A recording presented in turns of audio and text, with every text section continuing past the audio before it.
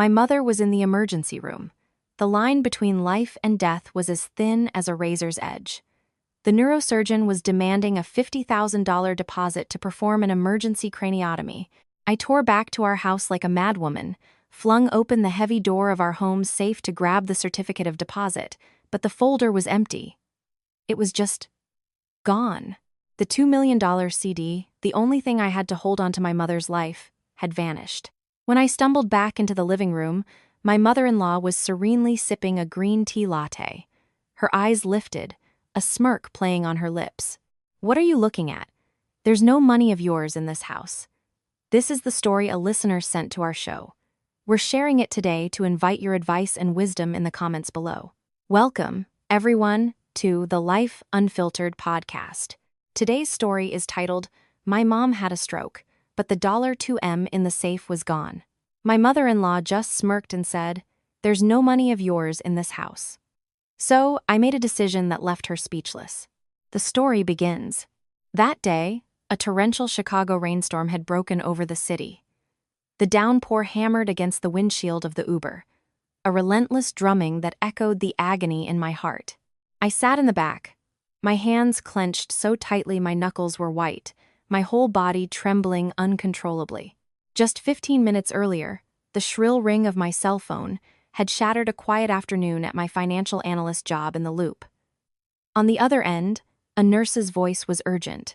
"Are you the next of kin for a Mrs. Eleanor Chen? She's had a major hemorrhagic stroke. We have her in the ER at Northwestern Memorial. Her condition is critical, a subdural hematoma. We need a signed consent for surgery and an immediate deposit for the procedure.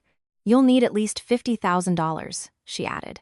The prognosis is severe, and we'll be using medications not fully covered by her insurance plan." My ears were ringing.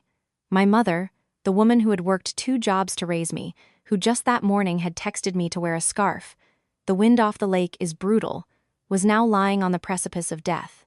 I didn't have time to cry. Primal instinct, and the desperate need to save her sharpened my mind. Money. I need money. The balance in my checking account was just over $3,000, barely enough to cover this month's mortgage payment on the house I shared with my husband and his family. But I wasn't panicked about the finances, because I knew that in the safe in our master bedroom, I kept a certificate of deposit, a CD for a staggering sum, $2 million.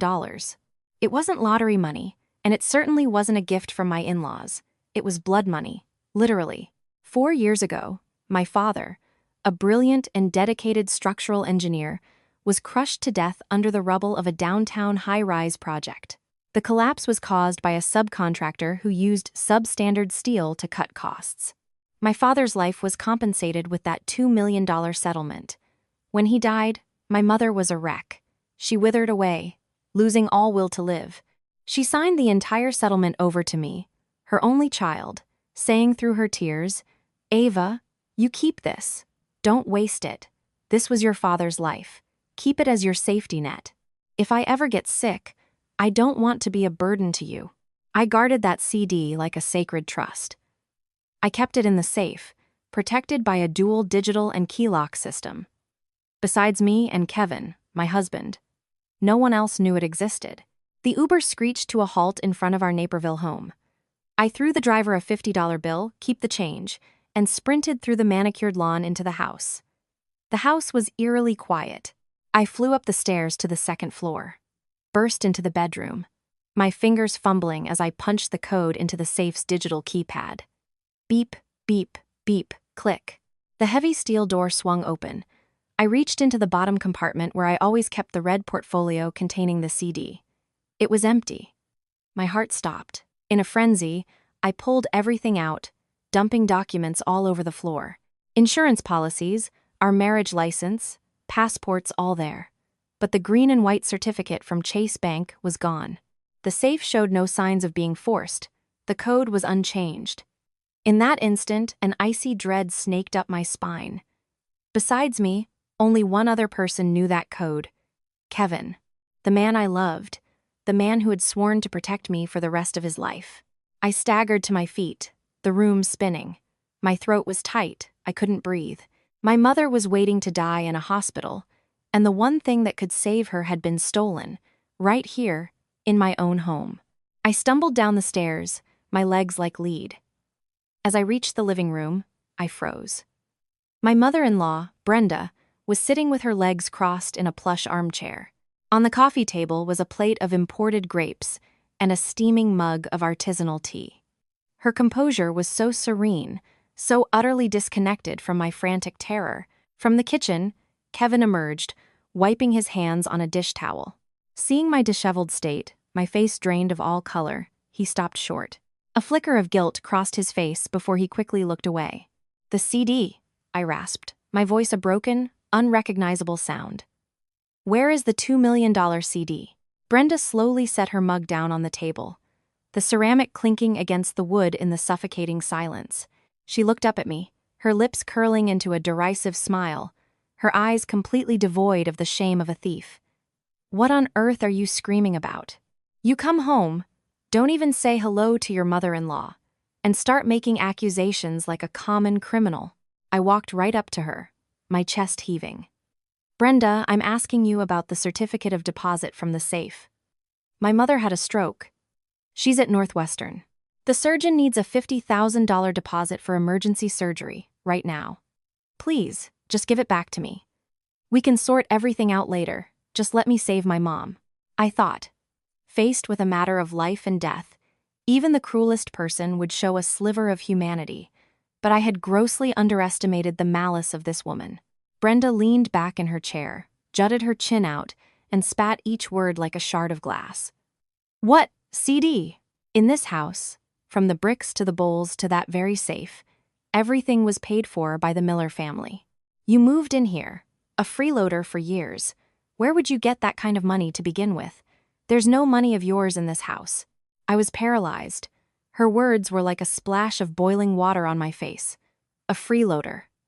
We had bought this house together, but my contribution had accounted for 70% of the down payment and mortgage. I had worked myself to the bone to build this life, and now she had the audacity to say none of it was mine. I whipped my head around to look at Kevin, the man cowering by the kitchen doorway. "Kevin, only you and I knew the code. That CD was my father's life insurance. You let your mother take it, didn't you? Say something," I screamed, my voice thick with betrayal and despair. I waited for him to say anything, a lie, an excuse, anything. But Kevin just stared at the floor, twisting the towel in his hands, his voice a pathetic, cowardly mumble. "Well, Mom said the economy is tough, and letting the money sit in the safe wasn't smart. She said she'd invest it for us. Ava, just borrow the 50 grand from a friend or a coworker to take care of your mom. Mom already used the money to buy some land. We can't get it back now. Just save your mother and stop making a scene." My world exploded. Buy land? Invest it for us? They had brazenly stolen my father's blood money, stolen my mother's last chance at life, and now he was telling me to borrow money from friends. Seeing her son speak up, Brenda became even more emboldened. She smoothed the silk of her blouse and laughed coldly. "There, you heard your husband. This family's money is managed by this family. As for your mother's illness, that's your family's problem. Who told her to raise such a useless daughter, trying to drain her in-laws' resources the moment she gets sick? Let me tell you, don't use your mother's health as an excuse to get money out of me." In that moment, if it were any other woman, or even the me of yesterday, I would have screamed. I would have smashed things. I would have clawed at them to get justice. I would have collapsed on the floor, weeping at the profound, soul-crushing unfairness of it all. But strangely, in that abyss of betrayal and hopelessness, another feeling rose within me. Not white-hot rage, but a chilling, deathly calm. The hurricane inside my heart instantly froze into a solid block of ice. I looked deep into Brenda's eyes, then shifted my gaze to Kevin's cowardly face. Every smug line, every triumphant blink, was seared into my brain. They weren't just strangers. They were demons, drinking the blood of my family. And you can't reason with demons using tears. I didn't cry. Not a single tear fell. I let my hands fall to my sides, took a deep breath, filling my lungs one last time with the suffocating air of this house. I stood up straight. Brenda, seeing my sudden silence, showed a flicker of unease, But then her arrogance returned. "What? Going to throw a tantrum? Go ahead, walk out that door. See if we stop you." I smiled. A faint, hollow smile, but one I knew sent a shiver down Kevin's spine. "Yes," I replied, my voice as calm and still as a frozen lake. "The money of this house. You should keep it. I hope you use it carefully." I turned, grabbed my worn handbag, and walked directly towards the front door. "See? I told you she was just bluffing. She wouldn't dare leave, not for $1,000,000. Brenda's triumphant voice echoed behind me. "Ava, where are you going? Don't do anything crazy," Kevin called out, a hint of panic in his voice, alarmed by my unusual composure. I didn't look back. I pushed the heavy oak door open. The wind and rain from outside gusted in, cold and sharp, whipping loose strands of hair across my face. They thought I had surrendered. They were convinced that by taking the $2 million CD, they had seized my lifeline, turning me into a helpless pawn who would have to kneel at their feet. They had no idea that the CD was in my name, and in this digital age, a missing piece of paper never means the money itself is lost, especially not when I was the legal, sole owner. Blinded by greed, accustomed to my quiet forbearance, they had just locked themselves in a cage of their own making. I stepped out into the rain and pulled out my phone. The first call wasn't to the police. It was to my best friend. "Chloe, I need to borrow $50,000. It's to save my mom. I'll pay you back double."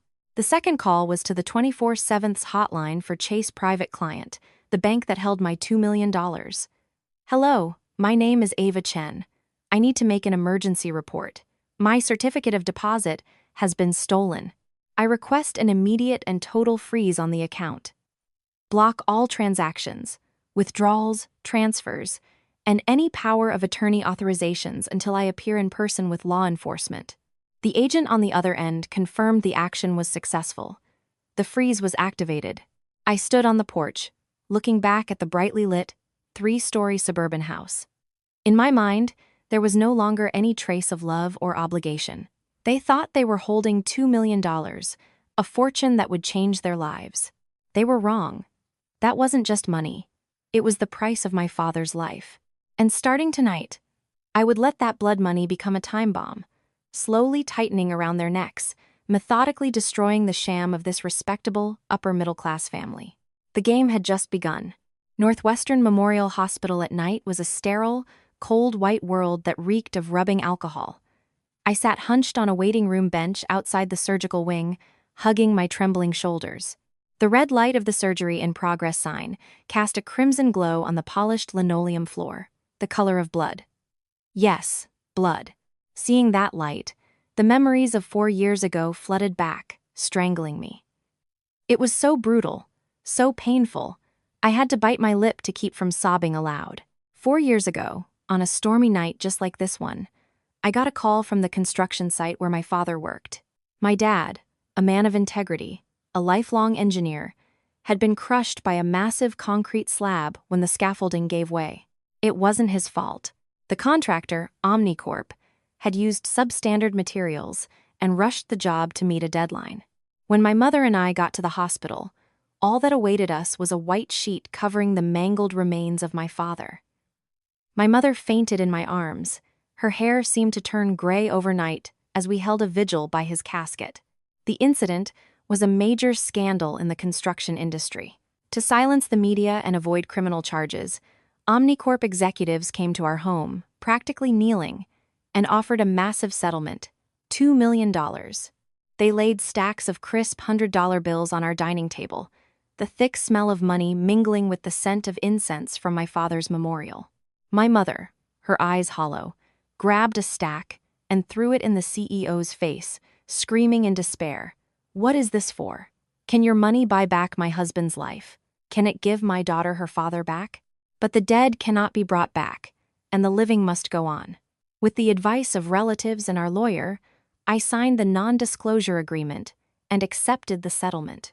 The day I held the bank certificate with that number on it, my mother, now as thin as a brittle twig, transferred ownership to me. Her voice was a hoarse whisper. "Ava, this isn't a windfall. This is blood money. It was bought with your father's life. I don't need it. You keep it as an emergency fund. If I'm ever gone, or if you fall on hard times, your father will still be protecting you from beyond. I wept and swore on my father's memory that this money would remain untouched in a safe, unless it was a matter of life or death for the people I loved most. I would never spend a single dollar. When I married Kevin, a man who seemed so gentle and kind, I thought I had found my safe harbor. I brought the CD with me to his family's home, storing it carefully in a safe I bought myself. It had 2 layers of security, a digital code and a physical key. I always kept the key with me. But the code, in a moment of weakness, of absolute trust in our marriage, I shared it with Kevin. He had held me then, stroking my hair, and whispered, "Don't worry, Ava. I'm the man of the house. I'll earn the money to support you and your mom. That CD is a memorial to your father. I will never let anyone touch it." Those vows, so sweet then, had now become a poisoned blade, plunged deep into my back. Sitting in the quiet hospital corridor, piecing everything together, I finally, bitterly, understood. I had been nurturing a viper in my own bed. Brenda, my mother-in-law, had always been a greedy, materialistic woman who looked down on my family's humble background. But how could she have opened that high-security safe without the backup physical key and the digital code? The backup key was hidden at the bottom of an old suitcase. Only Kevin knew where. The code, too, only Kevin knew. It was Kevin, my husband, who had aided and abetted his mother in stealing my father's life all over again and in robbing my mother of her chance to live today. He didn't just stand by and watch his mother commit a crime. He was the one who opened the door for her. Thinking of his cowering, shifty-eyed face back at the house, a wave of nauseating disgust washed over me. A traitor hiding behind the mask of a loving husband. The pain of betrayal was slowly being replaced by a cold, simmering fury. They thought getting their hands on the physical document meant they owned $2 million. They thought I, the daughter-in-law who had quietly washed their dishes and cleaned their house for 3 years, was some idiot who knew nothing about law or finance. I looked up at the digital board. The red light was still on. In my mind, I was no longer a weak, grieving wife. Every move the enemy had made was now clear to me, and the sentence for the bottomless greed of the Miller family was about to be passed. Tonight, they could hug that worthless piece of paper and dream of being millionaires. They had no idea that at dawn, the most brutal nightmare of their lives would come knocking. The sound of hurried footsteps echoed down the hall, breaking my cold train of thought. Chloe, my best friend from college, rushed towards me, her raincoat still dripping, her hair plastered to her forehead. Without a word, she threw her arms around me and pressed a bank card into my hand. "Ava, here's the money. I drained my savings and got a cash advance from my brother.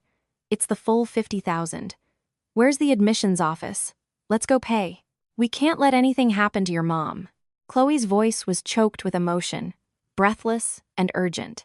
Holding the card, I felt the warmth of human kindness seeping through the ice around my heart.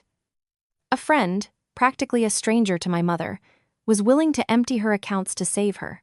Meanwhile, my family had callously stolen the money meant to do just that, trampling on my grief without a second thought. I wiped away a tear and squeezed Chloe's hand. "I owe you my life, Chloe. And this debt, I will make the ones who deserve it pay it back, 100,000 times over." After I completed the deposit, the lead surgeon came out to inform us that the operation could begin. We were to wait. The hallway fell silent again. Chloe sat beside me, holding my hand. "How did it come to this, Ava? Where's the $2 million your dad left you? And where the hell is Kevin? His mother-in-law is having brain surgery, and he's nowhere to be seen?" I let out a hollow, bitter laugh, a sound that made Chloe flinch. I recounted everything that had happened in the last 2 hours. The empty safe, Brenda's smug expression, Kevin's despicable cowardice. When I finished, Chloe was so furious, she shot to her feet, grinding her teeth. "Those animals! They're thieves. Let's go, Ava. We're going to the police station to file a report right now. You can't let them get away with your father's $2 million. I pulled her back down. My eyes were now as sharp as a scalpel. "No, reporting them to the police now is too easy for them. The money is in my name. That piece of paper is just a placeholder. I've already called the bank and frozen the account. All they have is a dead document, a piece of paper with no cash value. If I call the cops now, they'll return it, cry, beg, and play the family misunderstanding card to get off scot-free. I don't want them to just get a slap on the wrist. I want their own greed to crush them, bone by bone. Chloe stared at me, stunned. She had never seen this cold, calculating side of Ava Chen. I took out my phone and opened my mobile banking app, logging into my Chase private client account. Just as I expected, the $2 million account showed a status: account frozen by owner's request. But that wasn't enough. For the past 3 years, because I felt sorry for Kevin struggling with his startup, I had made him an authorized user on my Platinum credit card with a $20,000 limit. And my mother-in-law, Brenda, I transferred $1,500 to her debit card every month for spending money. Not to mention I covered all the utilities, groceries, and the housekeeper's salary. They lived an upper-middle-class life, showing off their designer clothes and luxury car, all of it financed by my hard work and my father's legacy. My finger moved across the screen. Remove authorized user. Confirm. Cancel recurring monthly transfer. Confirm. Liquidate all assets in joint investment account primary holder. A. Chen. Confirm. With each tap, I methodically severed every financial artery of that parasitic family. They had grown accustomed to living like vines. Their roots dug deep into me, siphoning my nutrients. Now, I was poisoning the soil. Without my money, their glossy facade would quickly begin to rot. Done, I said, locking my phone and putting it away. From this moment on, the Miller family can no longer spend a single cent of my money. The surgery lasted for 7 agonizing hours. As dawn broke, the surgeon emerged, his face tired, but his eyes bright. We got the hematoma. She's pulled through the critical phase, but she'll need to be in the ICU for several days. Hearing those words, the massive weight on my chest finally lifted. My mother was alive. And now, my mind was completely free to deal with the victors celebrating back at home. I asked Chloe to stay and keep watch outside the ICU. I went to the hospital restroom and splashed cold water on my face, trying to wash away the exhaustion. Looking at my reflection, my eyes were red from a sleepless night, but my expression was unnervingly resolute. I took a lipstick from my purse, applied a thin layer, and straightened my collar. Today, I would return to that house. There would be no tears, no accusations, no screams. I would wear the mask of the victim, the submissive daughter-in-law who had been utterly crushed by her mother-in-law's power. They thought stealing my assets would make me bow down. They forgot one thing. The most skilled hunter knows how to lie perfectly still in the tall grass, letting the arrogant prey dance itself right to the edge of the cliff. When I pushed open the familiar oak door, the clock struck 9 in the morning. The atmosphere in the Miller house was unusually festive.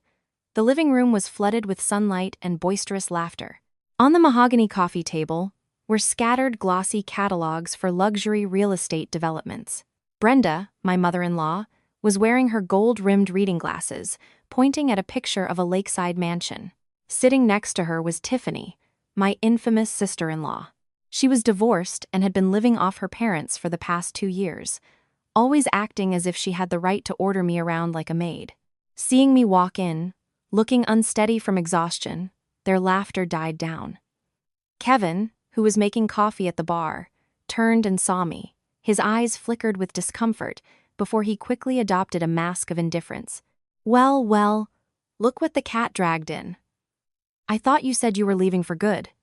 Tiffany sneered, her sharp eyes scanning me from head to toe. What happened? Couldn't scrape together enough money for dear old mom, so you came crawling back to beg? Brenda sipped her tea, slowly taking off her glasses with her usual air of superiority. If you know what's good for you, grab a broom and clean this place up. Women who throw tantrums over nothing are so tiresome. Without the Miller family to take you in, you'd be begging on the streets. As for the money, I already told you, I'm holding it for a major investment. Did you think I'd let you waste it all on your sick mother?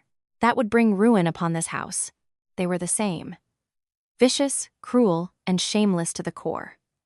Normally, those words would have made me want to tear them apart. But today, I just lowered my head. I intentionally slumped my shoulders, projecting an image of weary defeat. I forced my voice to be small, with a fake tremor. Mom is out of the woods. I borrowed money from friends for the deposit. I'm sorry for raising my voice at you yesterday. You should keep the CD. You're right. As a daughter-in-law, it's better if you manage the finances. I feel safer that way. My words were like a powerful stimulant, injected directly into Brenda's delusions of grandeur. She exchanged a triumphant look with Tiffany. Kevin let out a sigh of relief and walked over, patting my shoulder in a display of magnanimous forgiveness. See? If you'd just been reasonable like this from the start, we could have avoided all that drama. Mom is just holding the money. She's not spending it. Why don't you go upstairs, take a shower, and get some rest? His hand on my shoulder made my stomach churn, but I managed a weak nod and silently walked up the stairs. Halfway up, I slowed my pace, listening to the voices floating up from the living room. See, Mom? I told you she was an idiot, Tiffany whispered excitedly. The second you control her money, she's as obedient as a puppy. So, that $3 million mansion in the Lakeshore Estates, are we closing on it? I'll put down the $500,000 deposit. Tomorrow afternoon, I'll take the CD to the bank to either cash it out or use it as collateral for a bridge loan to pay the rest. Yes, it's settled. Brenda's voice was giddy with joy. With the $2 million from the CD, plus the money from selling this house, we'll have more than enough. It's time for us to finally live the high life. I'll get the CD from my room this afternoon, so you can handle the paperwork. I stood frozen on the stairs, my face hidden in the shadows, a cold smile spreading across my lips. They were using my father's blood money to buy a mansion for her daughter to enjoy. Greed had blinded them to the most basic laws. An asset is controlled by the person whose name is on it. A physical certificate of deposit in someone else's hands, without a notarized power of attorney, without the owner's signature, is worth less than a roll of toilet paper. But I said nothing. I let them drown in their delusions of stolen wealth, standing on those cold stairs, looking down at the people who were supposed to be my family. I realized a bitter truth about human nature. Unchecked greed is a potent drug. It makes people blind, willing to trample over morality, over human life itself, just to satisfy their vanity. Brenda and Tiffany felt no guilt about stealing my mother's chance at survival. In their eyes, my mother and I were worth less than a fraction of that luxurious mansion. Just then, my phone vibrated silently in my pocket. It was a text from Chloe. Your mom is awake. She's recognizing people. A single, genuine tear finally rolled down my cheek. A tear of relief. My mother was safe. My armor was now impenetrable. All that was left to do was brew a cup of tea, sit back, and watch the Miller family's grand play of new money reach its tragic finale. The next day, the Miller house was abuzz with excitement. Tiffany had been preening since dawn, in a designer silk dress she'd bought the day before, probably on the credit card I had since deactivated. She was meticulously made up, carrying a knockoff designer bag she claimed was authentic, strutting around the house like a queen. Brenda was on the phone, loudly boasting to relatives back in her hometown. That's right, we're moving to the Lakeshore Estates. My Tiffany, she's so successful, and she loves her mother. She's buying it for me, of course. Kevin and his wife don't contribute much. For the housewarming, I'll fly the whole family out to Chicago to see how we live. I was in the kitchen, preparing breakfast, methodically slicing some fruit. Hearing those blatant lies, I felt not anger, but a sense of profound absurdity. A woman who had lived off her daughter-in-law for years, a daughter who was a freeloader, now draping themselves in the robes of success. They had repeated the lie so many times they had started to believe it themselves. Around 10 a.m., a man in a shiny suit arrived. It was the real estate agent. Tiffany greeted him effusively. Miss Miller, that corner lot mansion you're interested in has a lot of VIP buyers looking at it. If you decide quickly, we can sign the deposit contract today. It requires a firm $500,000 deposit to lock it in. Within 15 days, you'll pay the remaining $2.5 million and take possession. Tiffany tossed her hair, affecting a worldly air. $500,000 is nothing. My mother is handling it, but I don't have that much cash on hand today. I'll wire you $200,000 from my personal savings for now. The other $300,000, I'll get it tomorrow when I cash out this $2 million CD.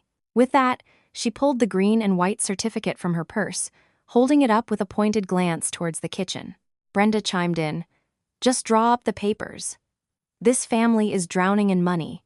What's there to worry about?" The agent's eyes lit up. He quickly laid out the contracts. Tiffany excitedly signed her name. From the kitchen, I watched her signature on that multi-million-dollar contract with an icy chill.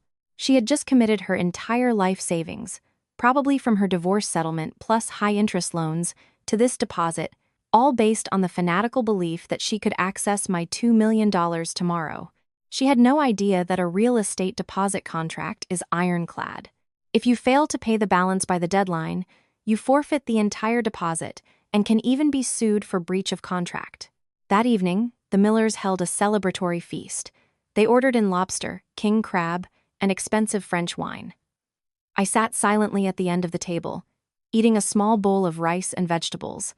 Kevin popped a bottle of champagne, pouring glasses for his mother and sister. A toast to Mom and Tiffany on the new house. I expect a VIP pass to the pool. Tiffany giggled, then shot me a contemptuous look. You know, Ava, we'll need a live-in maid to clean the new mansion. If you behave yourself, I might let you and Kevin have a small room in the attic. You're used to being the help in this house anyway. I'll even pay you a salary, better than starving on the street. Brenda added, "See, we're not so bad to you. Marrying my son was the best thing that ever happened to you. A country girl like you, with a sick mother, you could work your whole life and never even touch the doorknob of a house like Tiffany's." Their insults rained down on me. Kevin sat there, listening to them humiliate his wife, and just grinned, stuffing a piece of lobster in his mouth. His cowardice was bottomless. I set my bowl down and slowly looked up at the three faces, drunk on wine and stolen power. I wasn't angry. I smiled. My most genuine smile since my father died. "Yes, you're right," I said, my voice clear and calm. "That mansion is beautiful. You should all eat well, enjoy tonight to the fullest. Have another drink, Kevin, because some dreams only last for one night." They thought I was just bitter with jealousy. They laughed and clinked their glasses. I stood up, excused myself to go to the hospital, and left their boisterous celebration behind. Tomorrow was Monday. The banks would be open. The trap was set. The fuse was lit. Tomorrow, I would watch their arrogant world crumble into the grimiest pile of dust. Monday morning, in the downtown Chase Bank branch, Tiffany strode up to the private client desk with the air of a billionaire heiress. She slapped the $2 million CD on the counter. "I need to liquidate this entire certificate. Wire $300,000 to this real estate firm's account and deposit the rest into my personal account. And hurry, I have a contract to sign." The polite teller took the certificate, her eyes widening at the amount. She typed the information into her system. A few seconds later, the smile froze on her face. She frowned, typed it again, and then her expression became grave. She pressed a silent alarm under the counter. The branch manager, a serious-looking man in his 50s, emerged from his office. "What's the problem? Are you new here?" Tiffany snapped, tapping her red nails on the glass. The manager picked up the CD. He looked at Tiffany, his eyes sharp with suspicion. "Ma'am, are you related to the account holder, Miss Ava Chen? She's my sister-in-law. It's our family's money. Just process it." The manager's voice became firm. "I'm sorry, ma'am, but we cannot perform any transaction with this certificate. First, a withdrawal of this nature requires the account holder to be present with a valid ID or a notarized power of attorney, neither of which you have." "Oh, for God's sake, just call her and she'll confirm." Tiffany scoffed, pulling out her phone. The manager held up a hand. "That won't be necessary, ma'am. Because of the second, more important reason. This account and this specific certificate were reported stolen by the owner, Miss Ava Chen, late Saturday evening and have been placed under an emergency administrative freeze. All transactions are currently blocked." You said what? Frozen?" Tiffany's hand, holding her phone, froze in midair. Her face turned from a confident flush to a ghastly white. "Yes, ma'am," the manager said grimly, pushing the CD back towards her. "Furthermore, Under federal banking regulations, your attempt to access a large sum of money from an account that has been reported stolen constitutes a possible act of felony bank fraud. We are required to retain this document and contact the authorities. Please, have a seat. Hearing the words felony bank fraud and authorities, Tiffany looked as if she'd been struck by lightning. Her legs gave out.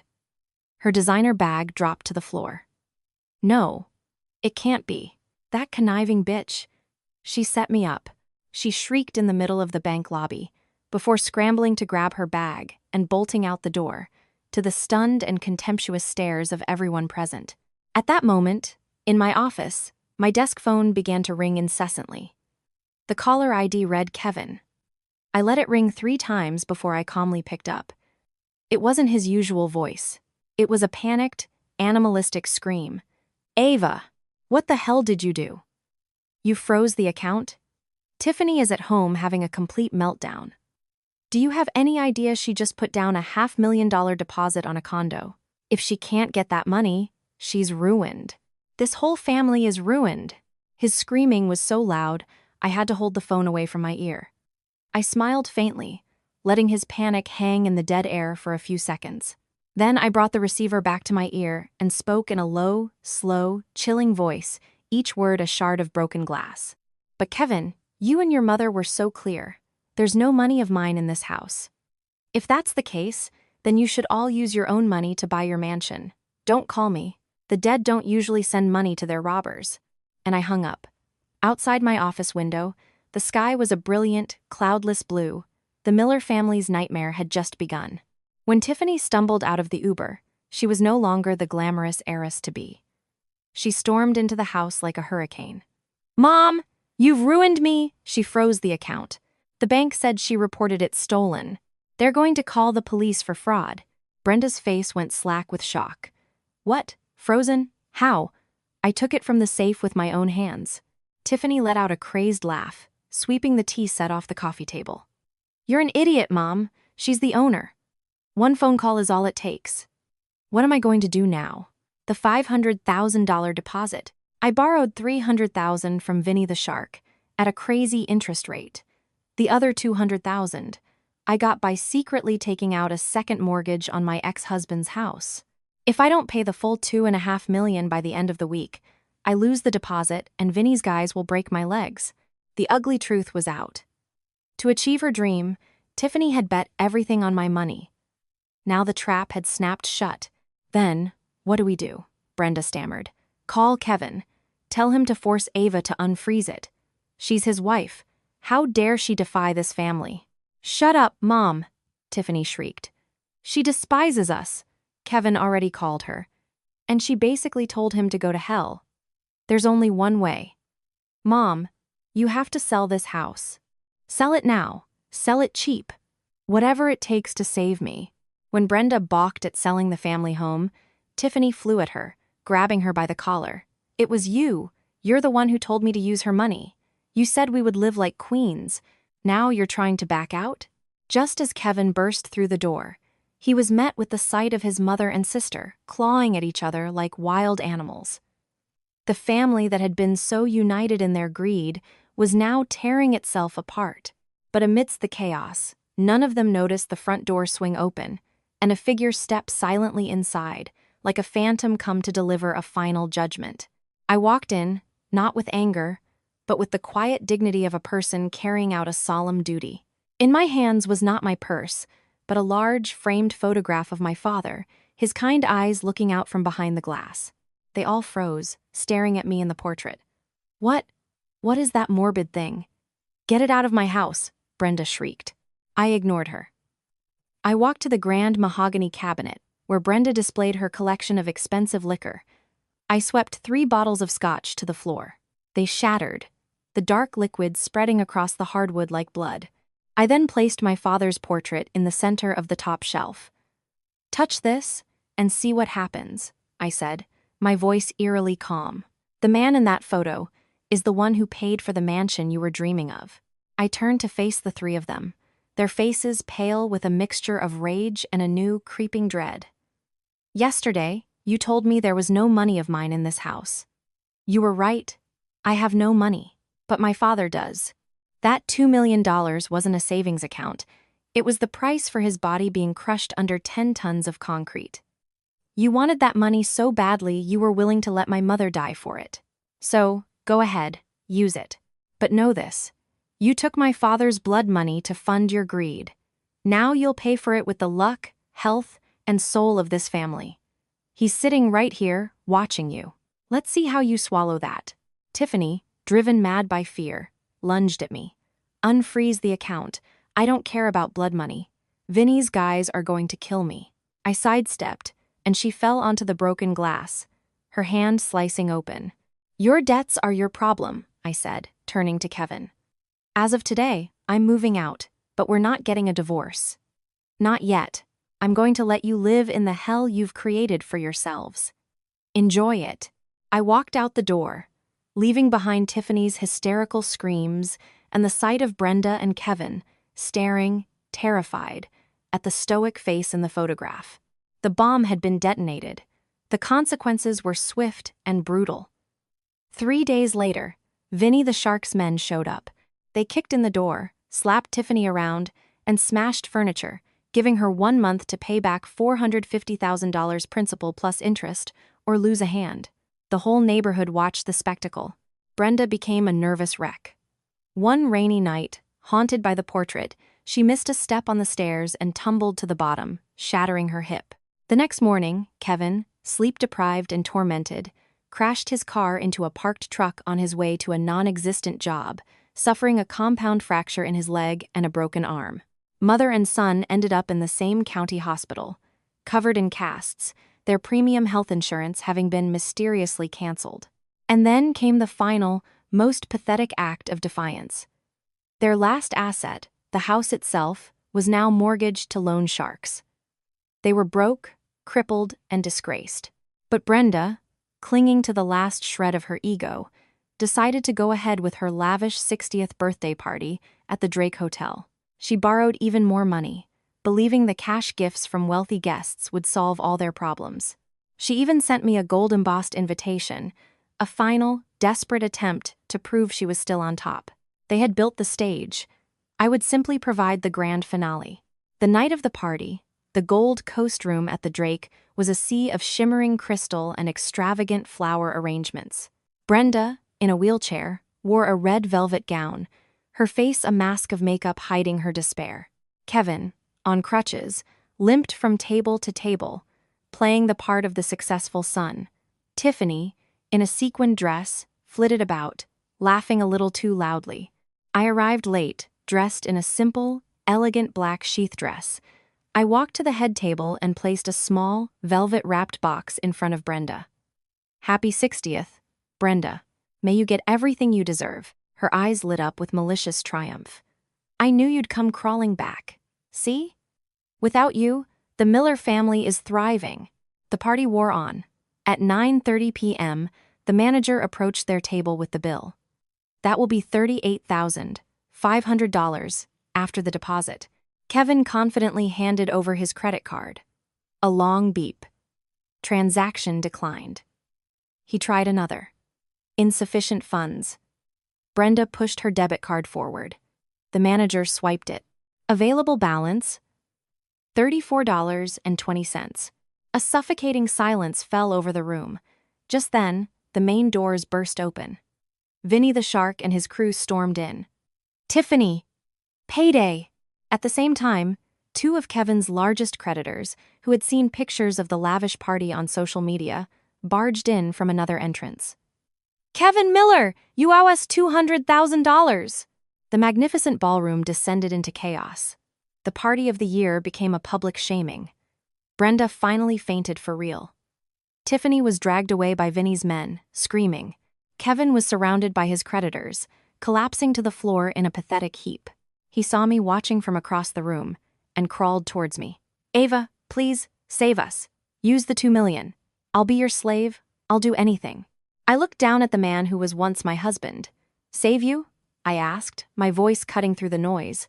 When my mother was dying, you stole her only chance. You chose this path.